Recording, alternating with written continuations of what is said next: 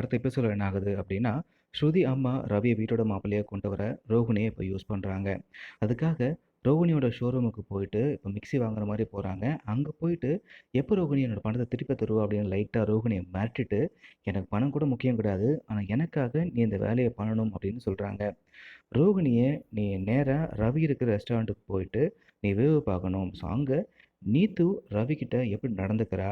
இவளுக்கு ரவி மேல ஏதாச்சும் இன்ட்ரெஸ்ட் இருக்கா? இல்ல ரவிக்கு ஏதாச்சும் அவன் மேல இன்ட்ரெஸ்ட் இருக்கா? அப்படின்றத செக் பண்ணணும். அதோட இந்த ரெஸ்டாரண்ட்ட விட்டு ரவிய வர வைக்கணும். அத நீத்து வாயாலயே சொல்ல வைக்கணும்." அப்படின்ற மாரி இப்ப ஸ்ருதி அம்மா ரோகிணிட்ட ஒரு பிளான் போட்டு குடுத்துருக்காங்க. இன்னொரு பக்கம் முத்து, மீனா வீட்டுக்கு வர சொல்லிட்டாரு.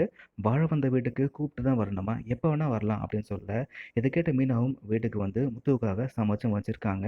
அந்த டேஸ்ட்ட வச்சு முத்து, மீனா வந்துட்டாங்க அப்படின்றத கண்டுபிடிச்சு, ஆனந்த கண்ணீரோட மீனாவ கட்டிப்பிடிச்சு, "என்ன மன்னிச்சிரு மீனா" அப்படின்னு சொல்றாரு. ஸோ இத பத்தி உங்களோட கருத்துக்கள கமெண்ட்ல பதிவு பண்ணுங்க.